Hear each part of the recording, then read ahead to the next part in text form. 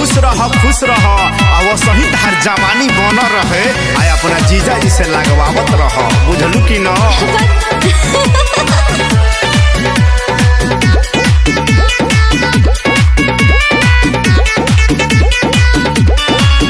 साली कई साल पर फगुआ में मिलल बाड़ू, तू तो फुलवा गुलाब जस खिलल बाड़ू। अच्छा फुलवा गुलाब जस खिलल बाड़ू।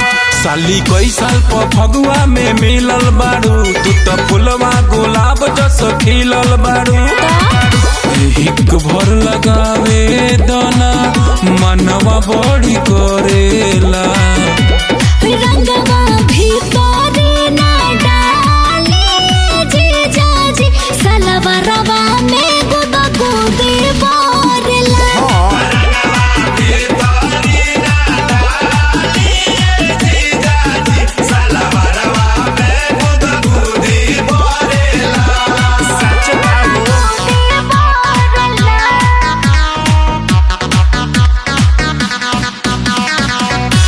संगीत रिकॉर्डिंग स्टूडियो गोपालगंज।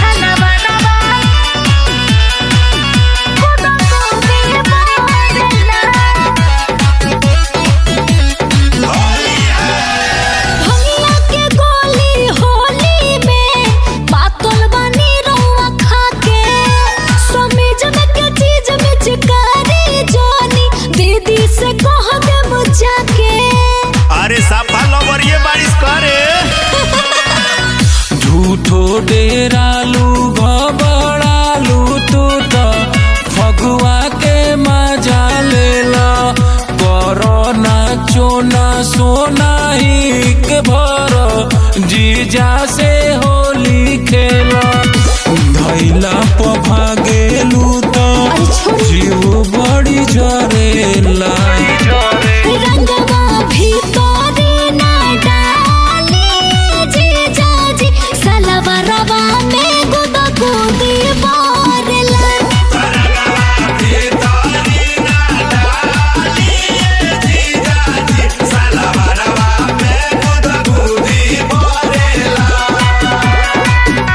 अरे मान जाए ना, हमार मुझे चोना का कोई बड़ू लगवा लो।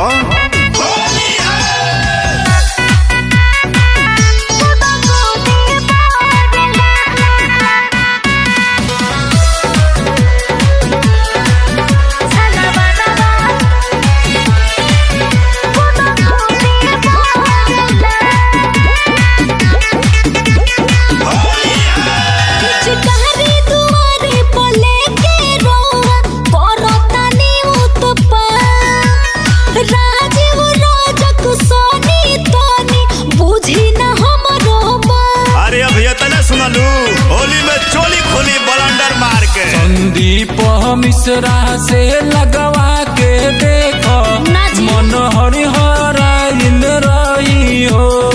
हम दीदी से कह दे करो विचार जनी साली सोचो, सब हम सही कहीं हो। देखो फिचकारी हमर कब से हरेला। रंगवा भीतरी ना डाले जीजाजी सलवरवा में गुदा गुदी बोरला।